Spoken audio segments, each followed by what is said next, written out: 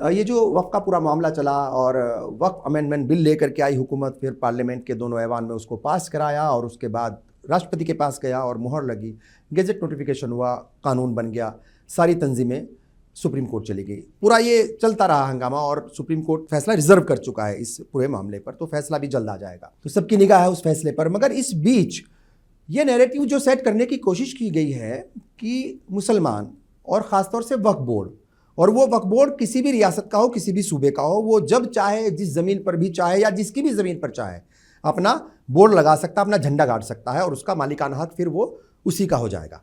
ये इस तरह का नैरेटिव सेट करने की कोशिश की गई है। आप लोगों ने इसकी संजीदगी को और इसकी अहमियत को समझा और इसके नुकसानात को भी जो है मतलब कहीं ना कहीं आप लोगों के जहन में आए कि इसके नुकसानात क्या होंगे।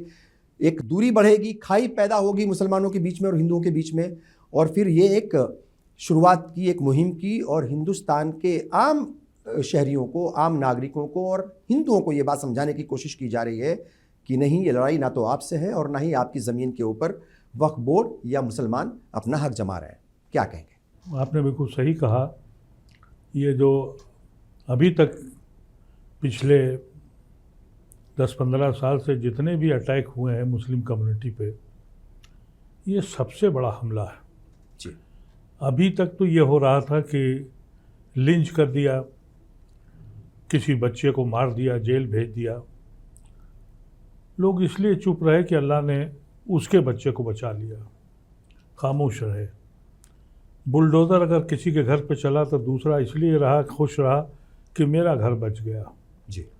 और हमारी बेहिसी और हमारी कमज़ोरी और हमारा खौफ हमको उस हद तक ले आया कि मौजूदा सरकार ने कहा कि अब इनकी अपनी जो खानकाहें हैं, कब्रिस्तान हैं, मसाजिद हैं, मदरसे हैं, इनको भी हक छीन लो और हिंदू मुस्लिम मसला बनाकर इलेक्शन जीत लो।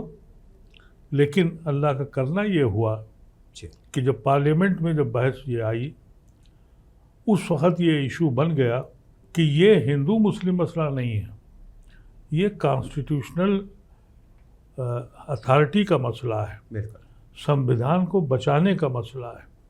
क्योंकि आर्टिकल 26 में, आर्टिकल 15 में, 29 और 30 में हमको जो मराद दी गई हैं, हिंदुस्तान में हमारा ताल्लुक़ क्या है, इस आइन की वजह से तो है, इसी कॉन्स्टिट्यूशन की वजह से तो हमने जिना को ठुकराया था। हम सांझी विरासत में रहना चाहते थे। बिल्कुल। हमको अश्योरेंस मिला इस आइन के ज़रिए जो अम्बेडकर के ज़रिए लाया गया और जिसका तसव्वुर गांधी और नेहरू और जिना ने किया था। हमने कहा कि हम तो सांझी विरासत को मानते हैं और मानते चले आए हैं, हज़ारों साल से रहते हैं।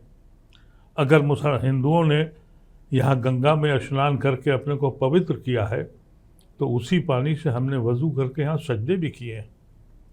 हम उस तहजीब के लोग थे।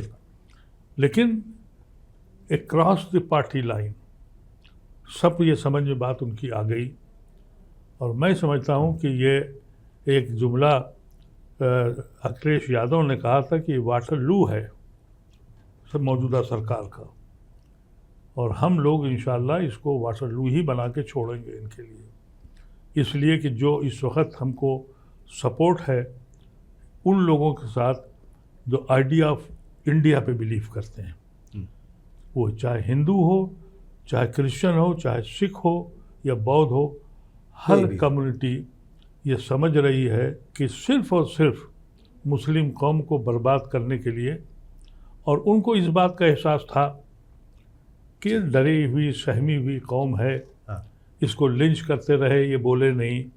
पॉलिटिकल पार्टीज इसलिए साथ नहीं आई कि कहीं ऐसा ना हो कि हम पे टैब लग जाए और एक ऐसा हो जाए कि हम मुस्लिम नवाज कहलाएं। देखिए 2014 में जो इलेक्शन हुआ, मोदी ने एक फार्मूला लाए कि माइनस मुसलमान हम हाकिम वक्त बनेंगे, और उस वक्त की पोजीशन ये थी कि कांग्रेस की इनकम्बेंसी थी और क्या कहते हैं, जो मोदी साहब का 2002 का जो बैकग्राउंड था, नौजवानों के कुछ नई उम्मीदें थी, ये हाकिम वक्त बन गए। और हाकिम वक्त बनने के बाद कांग्रेस पार्टी की जो पहली रिपोर्ट आई, एंथोनी रिपोर्ट, जी। उसमें कहा गया कि हम इसलिए हार गए कि हम मुस्लिम नवाज थे। वो दिन ऐसा दिन था जिसके बाद हर पार्टी ने सही। ये फैसला किया कि मियाँ जाएगा कहाँ, मियाँ तो बीजेपी के ख़तरे में हमें वोट देगा ही देगा। सही। और नतीजा ये हुआ कि हर पार्टी ने हमको छोड़ दिया खुले आसमान के नीचे। बिल्कुल। कोई पूछने वाला नहीं था। अगर आप दलित को आप मारें, उसको पीटें, बेंत लगाएं, एक पार्टी का लीडर 5-5 बार गया, होड़ लग गई कि दलित वोट न भागने पाए। और खुद प्राइम मिनिस्टर भी बोले और थे। हम गुड़गांव में रहते हैं, वहाँ जाने कितने बच्चे लिंच हो गए। सही। कोई इसलिए नहीं गया कि भाई हम नहीं चाहते। ऐसी शक्ल में इनके हौसले बढ़ गए बीजेपी के, और हौसले इस हद तक आए। देखिए, मुसलमान सब कुछ बर्दाश्त करेगा, अपने दीन के मसले पर आज भी उसके सीने में दर्द उठता है, वो उसके लिए लड़ता है।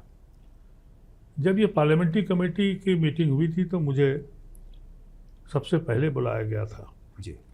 क्योंकि 2013 का जो अमेंडमेंट एक्ट है उस कमेटी का मैं मेंबर था जी। वो अमेंडमेंट जो हम लोगों ने किए थे 2013 में, वो यूनानिमस पास हुए थे।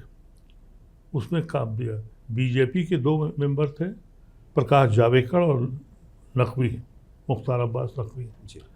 और ये अकाली दल के एमपी थे।